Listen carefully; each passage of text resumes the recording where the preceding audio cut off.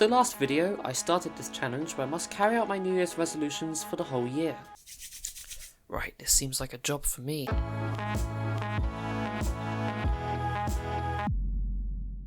Awesome, I'm ready to start a new life. Wait, I actually gotta read this message first from my millions of close friends. You know what, I should get a drink. Right, and maybe play some Kerbal Space Program. Oh, forget it, who needs resolutions anyway? And while at first it doesn't seem like a challenge, some sources say that 80% of resolutions tend to end by February. And mine usually fail within the first week. You're welcome. So considering the failure rate for these resolutions, I took action and made sure that this year can be at least considered less of a failure than the last. I can settle for that.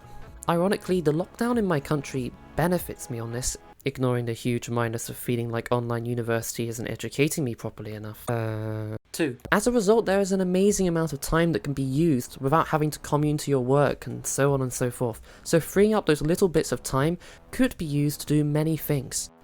Anyway, so let's commence the first week. So first of all, as I said in the last video, I had set up this timetable in the hopes that it would help. Yes, it looks like I'm living with a Delve dimension running a pirated version of Windows XP, but honestly it serves its purpose quite well. The yellow highlighted spaces represent time that is occupied by university work, meanwhile green spaces represent time used up from eating, drinking and such. This was one of the most helpful things. You don't want to be making a timetable that's almost too stingy sometimes, like 6 AM wake up, 7 AM eat, 10 AM toilet breaks. No, obviously that's an exaggeration, but I didn't consider the fact that your plans can be foiled easily from small things like this. It won't take long. Firstly, there's jobs. While it's easy to plan between what your schedule consists of, this doesn't make it obvious to you when you guaranteed have the free time. It just gives you a set of instructions with the assumption that you'll do it all perfectly on time, which trust me, you won't, at least if you're me. So along with that, my timetable has a good deal of empty space. My mornings tend to be slow, and as we will find out, I mostly ended up spending the morning on learning a language rather than reading, which was also planned in the morning, and it depended on how fast and how motivated I was. It's such a relief to think that even though you've procrastinated for 2 hours, you suddenly realize, hey, I still have a bit of time left. A lot actually, so that you end up not feeling overwhelmed and actually get the time to do the work you have to do. You're still way more productive than being like this. Okay, it's okay if I finish these 15 definite integrals in the next 4 minutes and speed read half of Feynman's tips on physics, I'll be okay. Now the last thing to recap before I go on to what happened this week, you may notice all of this is entirely on purpose. Part of this 1 year challenge involves this game. Why? Well, my one flaw with this game is that I'd start a world, play it for a few days, and have absolutely no motivation to turn the pile of rocks that I had placed into the giant castle that I hoped to build. There is a vague similarity that Minecraft shares with work or studying, and that's the fact that there's menial or repetitive tasks. Right, sure, obviously studying requires way more brain power, but you're still sitting down and writing notes and answering practice questions over and over, almost like a cycle.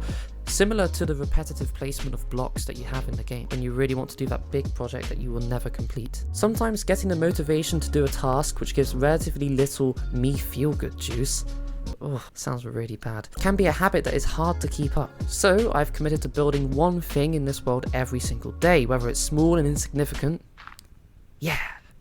or a larger project. And the hope is that as a result, after 365 days, I will marvel at my amazing creations, which will involve exactly 2 placed dirt blocks and a pit that I can jump into. Anyway, the new year was approaching.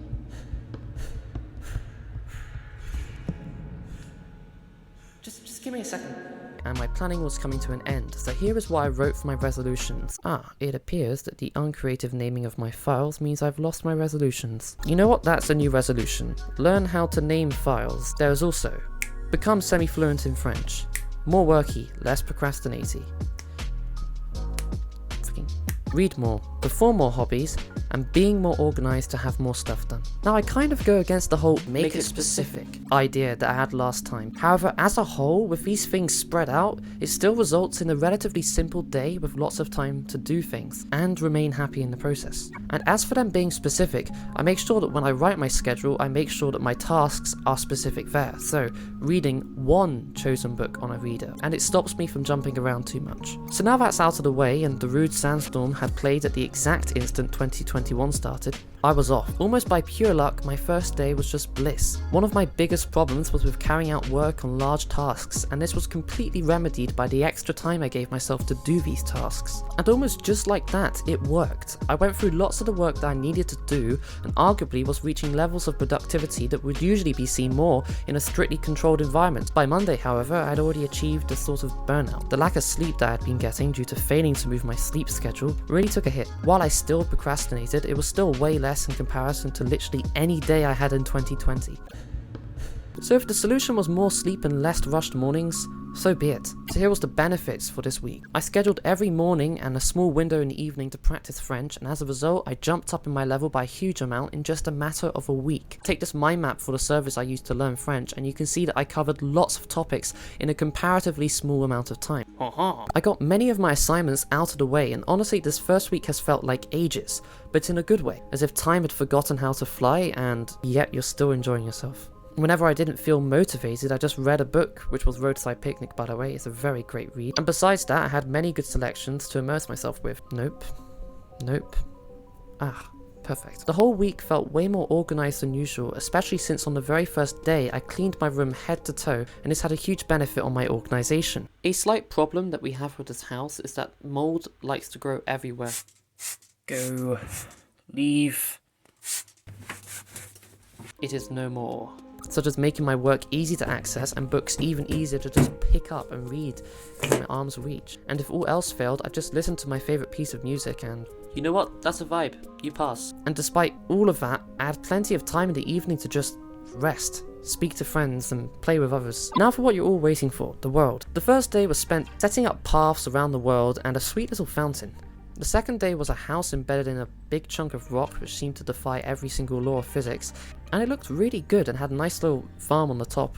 The third day involved another house which featured a greenhouse and, might I say, a pretty nice looking hob that I made. The fourth day involved building another house next to this embedded house, as I realised I could fit a lot of these in this. The fifth day involved making an automated lighting system that would stay on for more than 10 seconds and then switch off, which I placed in some parts of the path to quote unquote be green. The only problem I would say was disguising the redstone, which just looked ugly. Oh, I made a hole in the wall. The sixth day involved fixing that hole in the wall and adding a mini bar and whatever else I could think of. And the seventh day involved building a lovely big house with basically no interiors yet, but a really nice idea for a basement, which is now finished, but you will find out next update. Also, I found this really neat underground river passage which makes the world seem 100 times cooler. Look at that. Now the drawbacks to this week. I didn't work out, like, at all. Gosh, even the music sounds disappointed with me. How could you fail? Every time I thought about doing it, I went and basically did none of it. However, this must change, so I shall be writing specifics on each exercise for each day in order to make me actually get up and do it, and also making sure that the painful ones accompany a rewarding end to the day, like Minesweeper. I also did have sleeping problems, so I shall ensure that I'm going to be in bed by 12:45 AM, which, trust me, would be a huge improvement. Finally, I didn't even work on the other YouTube project despite really telling myself that the time is now, so I'll try not to pair it with the whole working out thing that I seem to put it with for no reason whatsoever.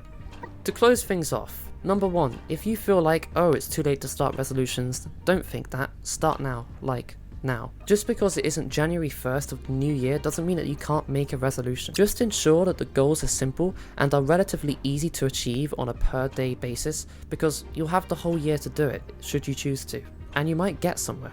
Comment down below anything interesting or progress with your resolutions, and maybe I'll feature it at the start of the next video in 2 weeks' time. And finally, feel free to join the Discord dedicated to this 1 year project if you'd like to follow along and perhaps, once there is enough people, get advice from others on how they remain productive with their daily tasks. That's all for me now. Ooh, that's a pretty lightsaber. See ya.